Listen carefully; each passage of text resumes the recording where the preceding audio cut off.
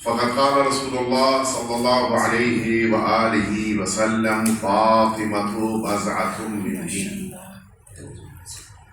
بہت اچھی نظامت فراز صاحب کر رہے تھے اور مجھے نہیں پتا کیوں مجھے وجہ نہیں سمجھ میں آئی. مجھے اپنا زمانہ یاد آ گیا. میں بھی اپنے زمانے میں نظامت کرتا تھا اور میری آواز بھی آپ جانتے ہیں کہ فراز صاحب کی طرح سے سخت ہے ذرا. شاید ہو سکتا ہے کہ اس وجہ سے مجھے وہ زمانہ یاد آیا ہو. لیکن اچھے سے آپ سبھی نے محفل کو منعقد کیا اور یقیناً حق ہے کہ ہم سب مل کر اپنے آقا اور مولا کی بارگاہ میں مبارکباد پیش کریں. آج کی اس عظیم الشان مناسبت کے مد نظر کہ ظاہر ہے کہ سید عالمیان صدیقہ طاہرہ حضرت فاطمہ الزہرا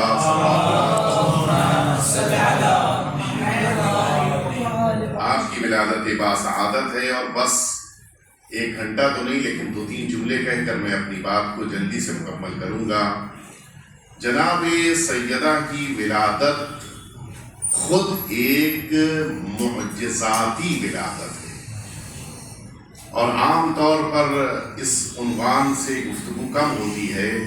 لیکن بہرحال میں چاہوں گا کہ 1-2 جملے اس سلسلے میں کہہ کر اپنی بات کو ختم کروں کہ جناب سیدہ کا زمین پر آنا، جناب سیدہ کا ولادت کے مرحلے میں قرار پانا یا اس کے بعد نشو و نما، یہ خود معجزہ ہے کہ جناب سیدہ کتنی مدت میں کس عمر تک پہنچ رہی تھیں. جو روایتوں میں آیا ہے وہ تفصیل ہے اور وہاں پر الفاظ بڑے سنبھال کے استعمال کرنے ہوتے ہیں، لہٰذا میں اس وقت اس بحث میں گفتگو میں نہیں جاؤں گا.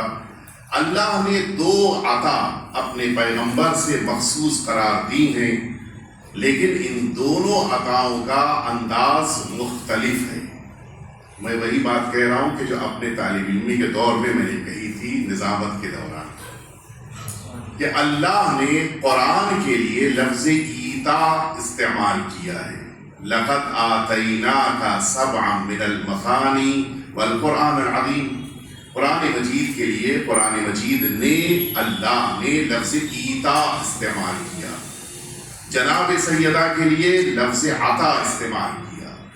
عام مجمع ہوتا تو بتانا پڑتا کہ ایتا الف سے ہے اور عطا عین سے ہے، لیکن آپ کو تو بتانے کی ضرورت نہیں ہے. دونوں میں بہت فرق ہے. ایتا لفظ تب استعمال کیا جاتا ہے کہ جب کسی چیز کو بھجوایا جائے، اور عطا لفظ تب استعمال ہوتا ہے جب بلا کر دیا جائے. اس کے بعد کا ایک لفظ ہے کہ جس کو میں واضح کر دوں پھر نتیجے تک لے کر آپ کو آ جاؤں، کہ جب بھی دی جانے والی شے سے زیادہ لینے والے کی اہمیت ہوتی ہے تب بھجوایا جاتا ہے. جسے ہم دے رہے ہیں اس کی اہمیت ہے، لیکن جس کو دے رہے ہیں ان کی اہمیت کہیں زیادہ ہے تو بھجوایا جائے گا.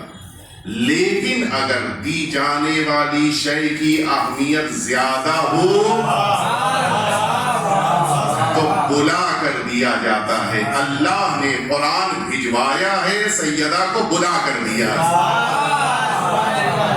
اور عجیب عظمت ہے.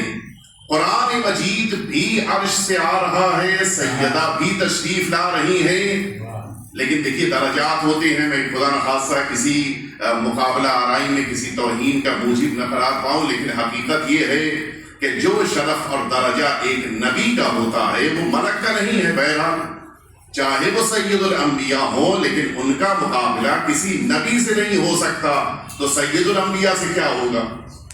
ملک کا مقابلہ کسی بھی نبی سے نہیں ہو سکتا. تو سید الملائکہ کا مقابلہ بھی سید الانبیاء سے نہیں ہو سکتا. لیکن عجیب انفرادیت ہے، اللہ نے قرآن کو جبرائیل کے ذریعے سے بھیجا ہے، سیدہ کو رسول کے ذریعے بھیجا. کیا مقابلہ ہو سکتا ہے نبی کریم کا؟ کون مقابلہ کر سکتا ہے؟ آپ اسی سے محسوس فرمائیں کہ جناب سیدہ کی کیا عظمت ہے. بس ایک جملہ کہہ کر میں بات کو ختم کر دوں آپ کی خدمت میں کہ حقیقت ہے یہی جناب مفضل سے تفصیلی روایت موجود ہے ہمارے اور آپ کے چھٹے امام امام جعفر صادق علیہ السلام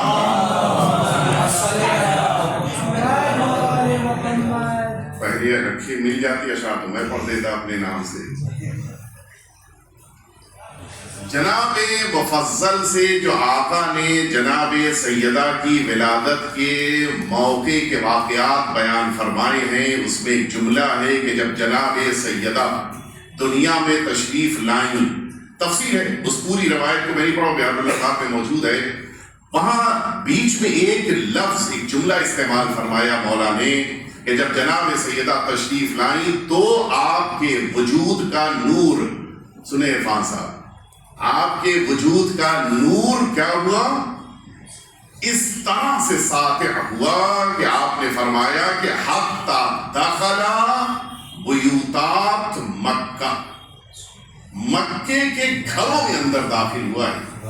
دخلا لفظ ہے، یہ فضاحت تو آپ بہتر جانتے ہیں، دیواروں تک پہنچ کے واپس نہیں آیا ہے، گھروں میں داخل ہوا ہے. آج جمعے کا دن تھا، ہم سبھی ماشاءاللہ سے آرام کرتے ہیں، اور تو ہم سب کے مزاج میں ہے جس دن موقع مل جائے وہ تو جمعہ آنا ہی آنا ہے، لیکن اس سے پہلے بھی موقع مل جائے تو کس دن صبح میں آرام نہ کریں. صبح میں جس موقع پر جمعے کو آپ آرام کر رہے ہوں یا عام طور پر سنڈے کو آپ آرام کر رہے ہوں تو اس موقع پر کیا ہوتا ہے؟ آپ نے نماز صبح پڑھی، آپ نے سوچا کہ اب مجھے آرام کرنا ہے، لیکن اس موقع پر یہ بھی احساس ہے کہ اگر میں سوؤں گا تو ابھی 10-15 منٹ آدھے گھنٹے کے اندر یہ سورج نکلے گا اور اس کی شعاعیں جب حجرے میں داخل ہوں گی تو اس کی کرنیں مجھے سونے نہیں دیں گی. تو آپ کیا کرتے ہیں؟ بھائی سنڈے آپ کے لیے ہے، سورج کے لیے تھوڑی نہیں ہے، تو وہ تو نکلے گا. آپ اس کا کیا اہتمام کرتے ہیں؟ کھڑکی کا دروازہ بھی بند کر دیا جائے، پردہ بھی آویزاں کر دیا جائے، دروازہ بھی بند کر لیا جائے، روشن دان ہو تو اس کو بھی بند کر، سب کچھ. اور نتیجہ کیا ہوا کہ جب 10 بجے سو کر اٹھے، اچھا سورج نکل آیا.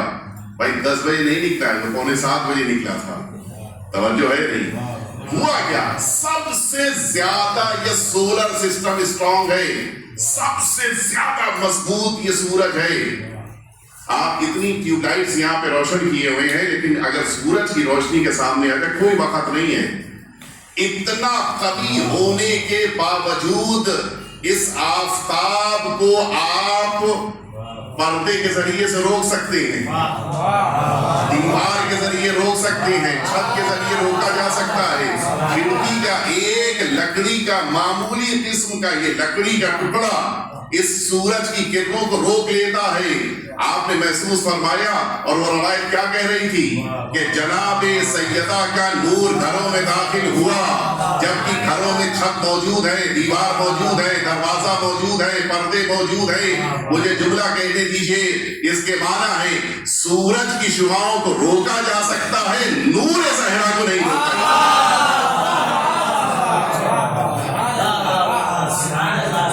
اگر صلوات بھیج دیجئے تو اب دعا پہ آ جاؤں میں.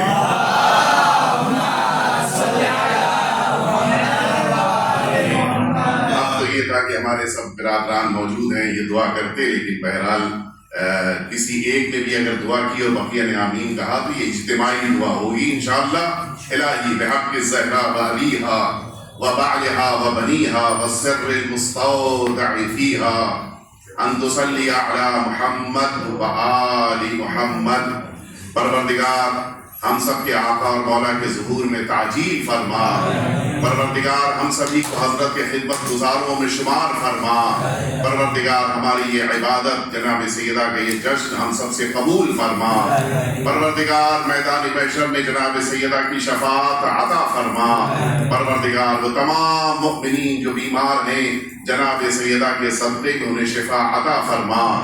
پروردگار یہ مومنین، یہ برادران، یہ بچے جنہوں نے جناب سیدہ کی خدمت میں زحمتیں برداشت کی، زحمتیں اٹھائیں، مقالے لکھے، اشعار کہے، جشن منعقد کیا، جشن کی تزئین کاری کی، پروردگار ان تمام طلاب کرام کی توفیقات میں اضافہ فرما اور ہم سبھی کو اسی طرح سے جناب سیدہ کی خدمت کی توفیق عنایت فرما.